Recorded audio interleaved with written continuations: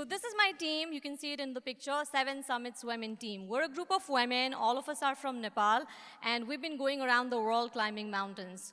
A lot of times when I'm addressing non-Nepali audiences like you, and I tell people, we're a group of women from Nepal, we climb mountains, people are usually like, yeah, you're from Nepal.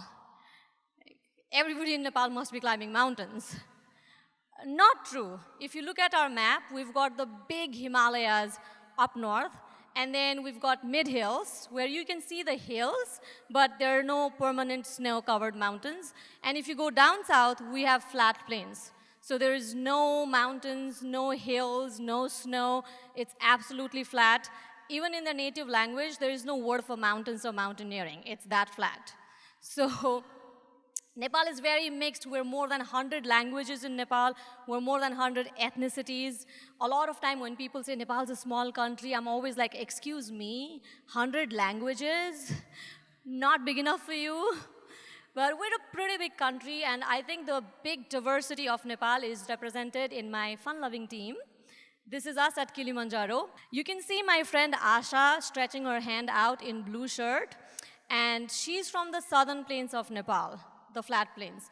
Till the year 2007, there was not a single person, male or female, who had ventured into mountaineering from this part of the country. And this is home to more than 40% of the country's population, and we're a country of 30 million people. So when she decided to climb Everest, her parents literally said, we have no idea what you're getting into, like just come back home to us one day. Now, next to Asha, you can see me in my pink shirt and banana. And next to me, there's Maya, pointing a finger towards Kilimanjaro. Maya is from a district called Sindhupalchok, which is not far away from Kathmandu. Unfortunately, it has been infamous as a hub of girl trafficking since maybe the 70s, 80s. Very long history. She became the first person, female, from her ethnic community to climb Everest, also first from her district, which was otherwise infamous for other things, had for her their first Everest summiter. So from one incident, from one success, she became a role model. After climbing Everest, she has been doing a lot of work back home. I've been together with her in this. We've been rebuilding schools in her village. We've been training young women who are survivors of sex trafficking. We help them, mentor them, train them so that they can find decent life and find decent career in the mountain tourism industry. So when you go back to our village today, literally even a 60-year-old person calls Maya, Maya Didi, which means elder sister. So that's been Maya's journey. In my own case, I was born and raised in the capital city, Kathmandu. I did not have the similar struggle that my other friends did. But the good school I went to in Kathmandu, there was no sports for girls. Absolutely nothing. So my secret childhood dream was when I grow up, when I don't need my parents' permission, teachers' permission for everything I want to do, I'm going to play. Fortunately for me, when I finished my college, I started working as a journalist, and this fell into my lap. This is first inclusive women Sagarmatha expedition. Sagarmatha is the Nepali name for Mount Everest. Now, this expedition was formed in 2007. We're a team of 10 women, led by 2 men in red jackets, Dagomu Sherpa and Pemba Dorji Sherpa. So we were about to change history. Our team was formed. What do you think is the first thing you think of if you wanted to climb Everest? Can I do it? Am I physically fit? I did not think I was cut out for Everest. So I asked my leaders, how do you decide if I'm good enough for Everest or not? And they said, well, first of all, it won't be like packing your bags tomorrow. It will be almost a year-long program, so you train for it. But the training will start from the Himalayas itself. It will be 45 days long, intense mountaineering training. And I thought, okay, I got nothing to lose. Let me try this training. If I like it, like it. I had no idea what I'd signed up for. For somebody who had never ran, even in Kathmandu, I had to run every morning at 12,000 feet. I would be the last person to finish my run. And slowly everybody started calling me the Prime Minister because I was always late. So mountaineering is a game of lungs and legs, not your size. Sorry, guys. If your lungs can breathe well as you gain elevation, if your legs are comfortable and safe to take that next step, you're golden on any mountain. That's the formula on mountains, lungs and legs. Now what I do, even if I'm trying to do comedy or something else, I always ask myself, what's the formula of success here? What are going to be my lungs and legs on stage, on paper? So find your formula of success. Lungs and legs is the case for mountains. Learned all of these things on this training. It was amazing. But when we returned to Kathmandu, there was a lot of apprehension about my team. There was a lot of criticism. There were people saying that not more than 1 or 2 of us would make it, which was actually okay because in mountaineering, even if one person makes it to the top, you're successful as a team. It's not like 10 women who are trying to fight against each other to reach on the top. No, we work together so that at least one person can make it to the top. If more people make it, even better. But more important, everybody comes back alive and intact.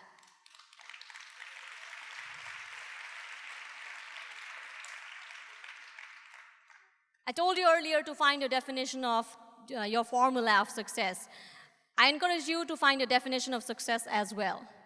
When we went up, our definition of success never changed. It was always team first, team first, team first, safety first, safety first, safety first. So it was okay when people said those things, but what was not very encouraging was when people said how many of us were going to die. They were betting how many of us were going to die. So there were a lot of apprehension, but we decided that we're a team. We'll keep working together as a team. And if we're good enough, we'll let Everest decide. This is the base camp of Everest. It takes about 8 to 10 days just to walk to the base camp of Everest.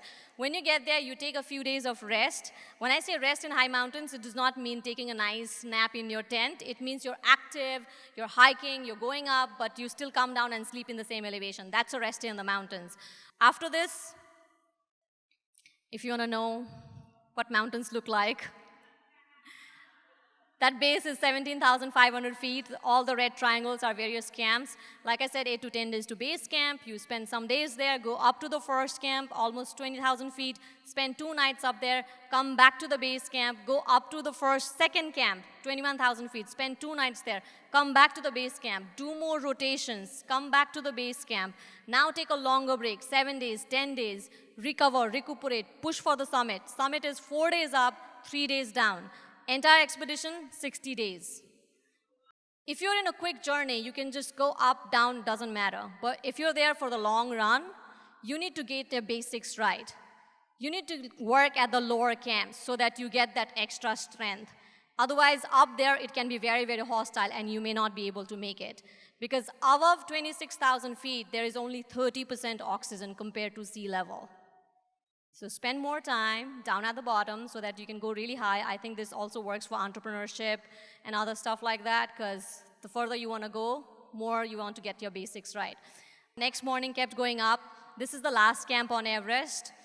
This is exactly 8,000 meters, 26,300 feet. That was so gorgeous. That was beautiful. When you're at the base camp of Everest, there is this big towering mountain you see, which is not Everest, but it takes the center stage. And up there, like when I'm at the base camp, I used to look up at this mountain. I would think, intellectually, I know Everest is the tallest mountain in the world, but what can be bigger than this? Why is this not the tallest mountain in the world? And when I got here, I got my answer because I could see all the ridges going down. And then there are 2 ridges. One is Everest, another is Lhotse. The 2 are still going up. When I look back, I feel like these mountains signify problems in our lives. Whatever is in front of us feels like highest and toughest. You climb it, and then you're like, oh, that was nothing. But then there are 2 more in front of you to climb. Such is life. This is going to the highest section of Everest, into the death zone, 30% oxygen. We push for the summit before midnight. This is how we gear up.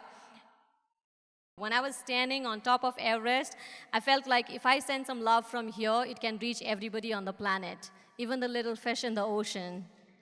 Maybe in Puerto Rico. I was up there, like I said, 24th of May, 2008. Best part, I was not there alone. I was there with my sexy friend, Asha, and on summit of Everest, we danced. By dance, I just mean this, but we did. This is Pema, who was together with me on the summit. This is Chunu. Now remember, going up, there was a lot of apprehension about my team. We didn't know how many of us would make it. You know, people were critical. By the end of this expedition, out of the 10 of us, all 10 women made it to the summit of Everest. Fortunately, in my team, we're very, very clear about what is a team success. We're one body, we're one system. It is not a competition, it has never been a competition. And we know that ego should always be smaller than vision. This has been my journey. You've been amazing audiences. Thank you very much. Thank you. Thank you, ladies.